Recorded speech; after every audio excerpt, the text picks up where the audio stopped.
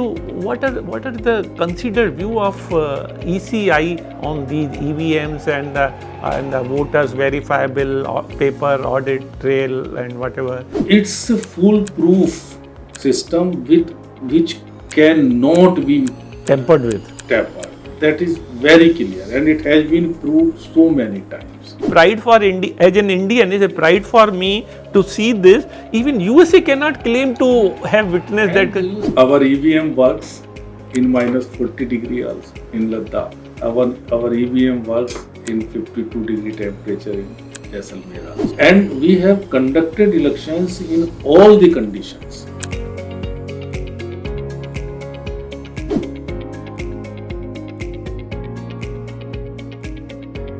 I find there is a lot of, the social media plays a very pivotal role in this whole gamut of conduct of the election. And sometimes I find, and this is reported, that they spread misinformation, some intimidation at the voter list. How do you handle such malpractices in the? See, over the last few years, the role of social media has increased tremendous. Now, people do not go for the newspaper because before that, every news comes on the social media through various social media platforms. So, and it travels very fast. If suppose some news comes on Facebook or Twitter, it travels across the globe in seconds. And definitely there are misinformations, there are disinformations. So this time, what we had done in election commission, we had trained our machinery right from top, from the chief electoral officer to district election officer to the returning officer to the presiding officers to the electoral registration officers in the field.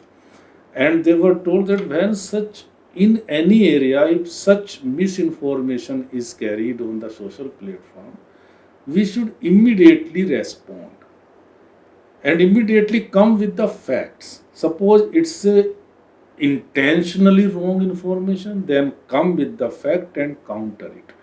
If it's a disinformation where the person suppose does not know the truth and he accidentally puts some wrong facts on the social media, again. So this time whenever such information used to come on social media, we monitor it very closely. We have integrated control room established in all the districts, in our election commission, in CEO office. We were watching it carefully. Whenever such information comes, immediately we used to counter it that no, fact is this. And suppose some wrong has happened somewhere and the information comes on social media, we again come. Yes, this wrong has happened and we are rectifying it, we have rectified it. So it's the quick response which helped. And this is the clear instruction of election commission down till our employee till level of BLO that hide nothing. We believe in disclosure, disclosure, disclosure. Whenever any information comes on social media, just face it, counter it with the facts. Now, civil society organization, they again play very, very important role in putting the things in the right perspective.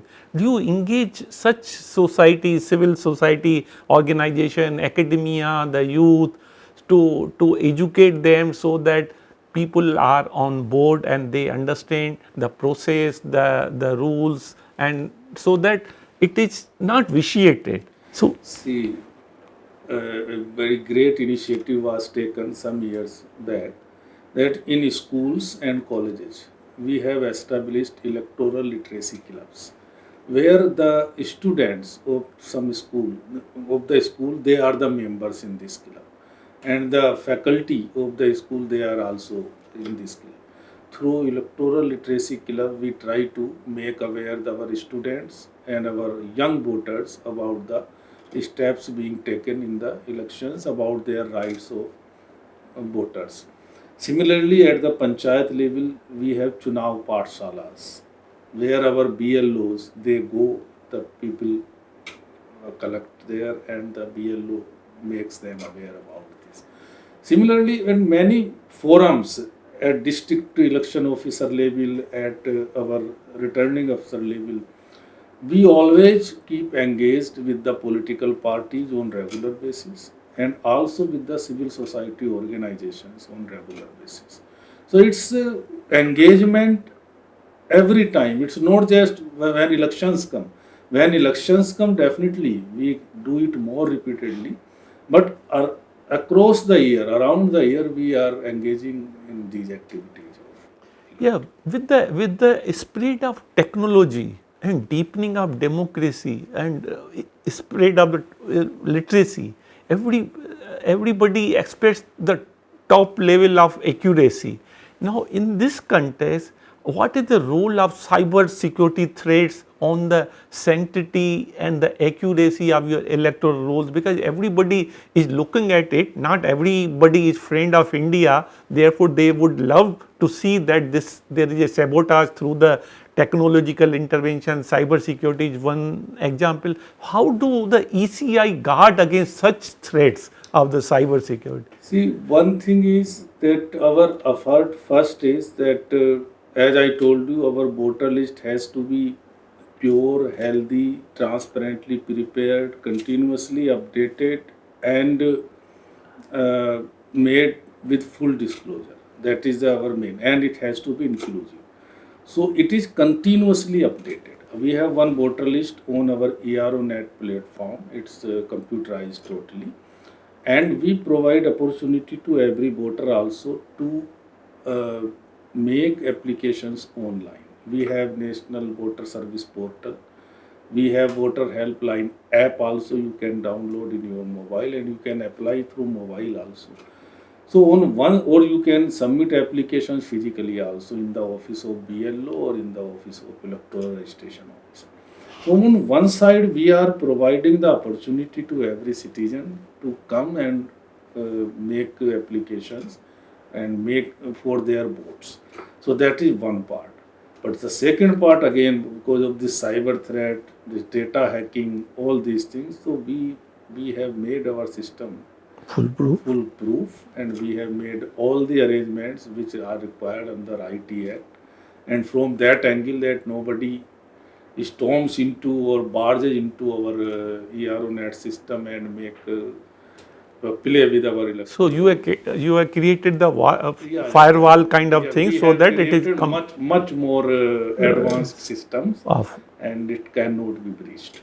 Yeah, there are large number of in academician. I am in touch with so many my colleagues, friends, and other in academia and also in the government. So there are narratives and counter narratives about EVMs and then paper trail audit, all those things. So what are the considered view of ECI on these EVMs and voters verifiable paper audit trail and whatever? So there are both, because I don't, at least many academicians are not very clear what should be the ideal situations. What is your view on this? See, regarding EVM and VVPAT, so many times questions have been raised. So many times people have approached the court also. Even people have gone to the highest court of the country also. The decisions have been given by the honorable courts also. It's a foolproof system with which cannot be Tempered with. tampered. That is very clear, and it has been proved so many times.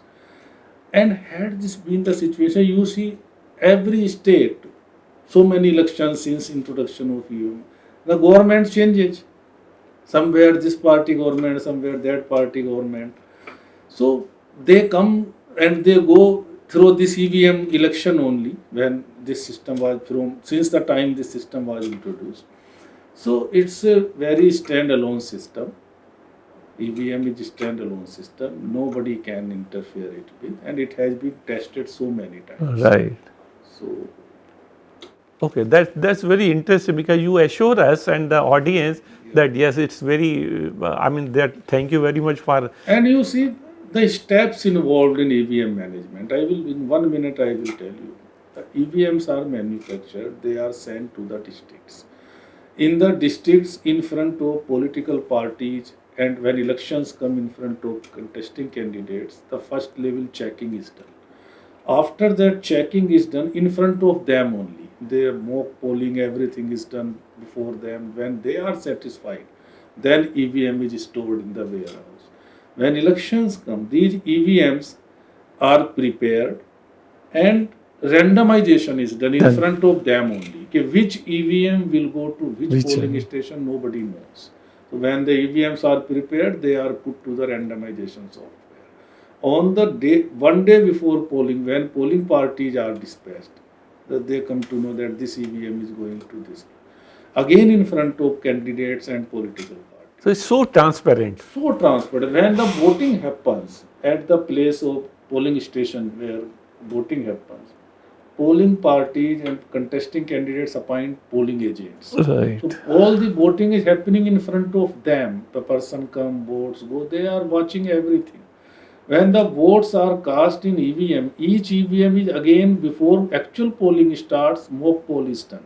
When polling agents are satisfied that yes, 10 votes were cast, 10 are Right. coming out, 2 in this candidate's favor were cast, 2 came in this favor only.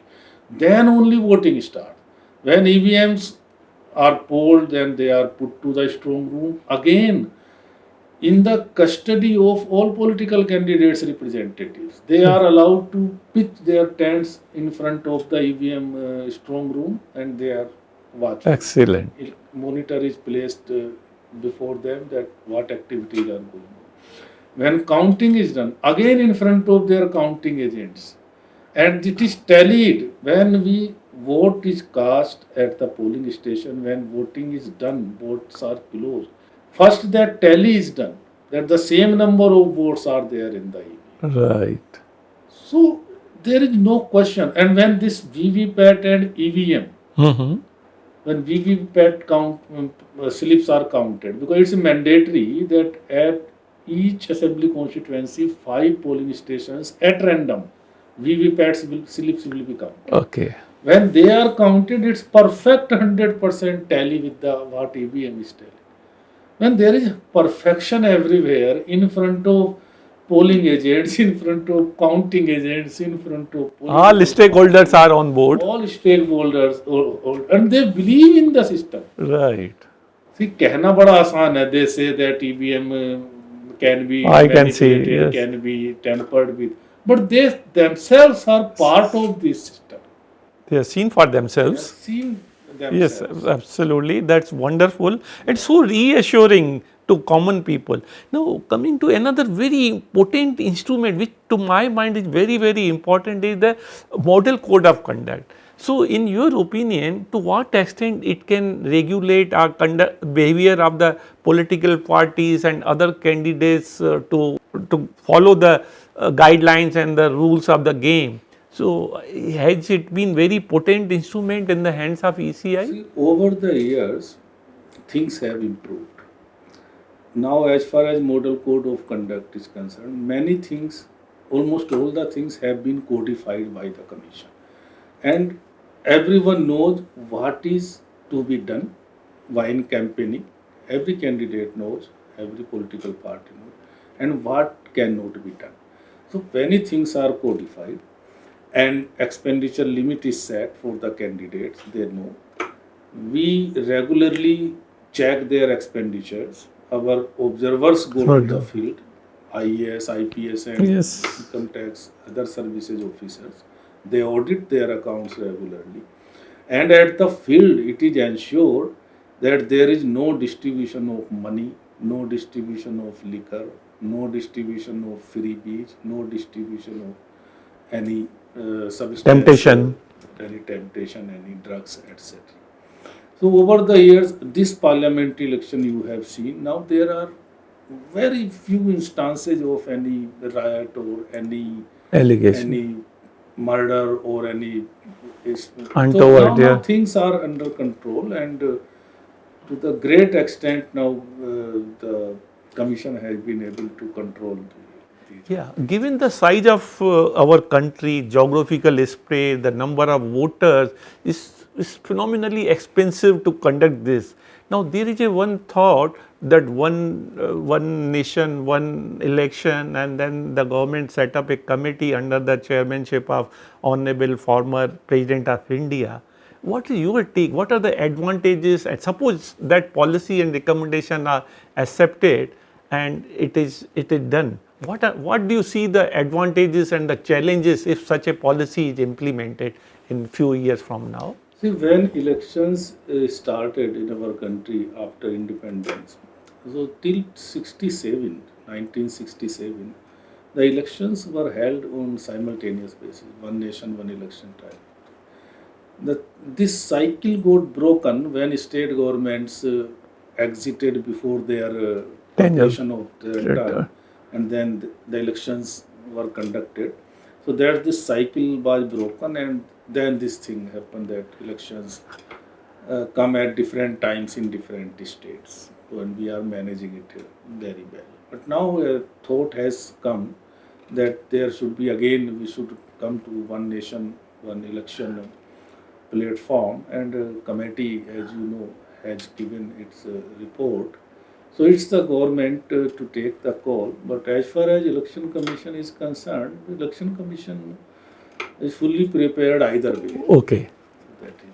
But do you see a broadly one or two advantage of this, one or two challenges, just to educate ourselves? In your opinion, what will be the challenges and what could be the advantages if such a policy is implemented in next few years? See, a role of election commission is mainly to conduct the election.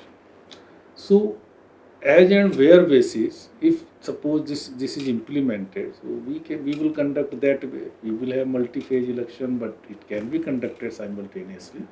Even today, in last parliamentary election, 4 states went to the assembly polls simultaneously. Right. So it's not very difficult. It can be managed that way.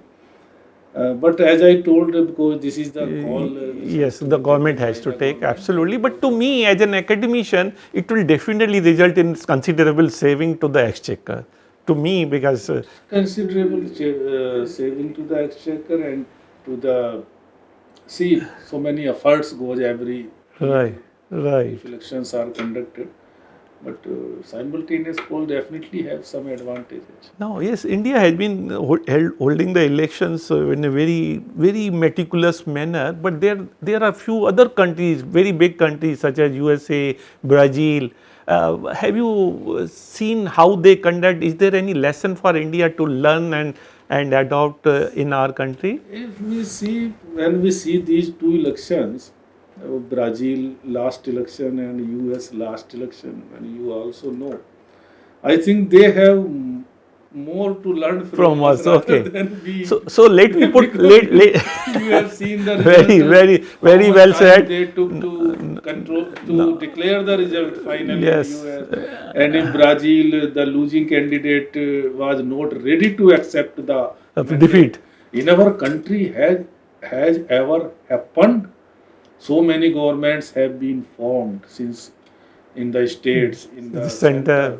But whatever mandate public gave, It's a unique, very graciously, and even, and I find this is a pride for India, as an Indian, is a pride for me to see this. Even USA cannot claim to have witnessed and that. you see what level of maturity, the other things apart.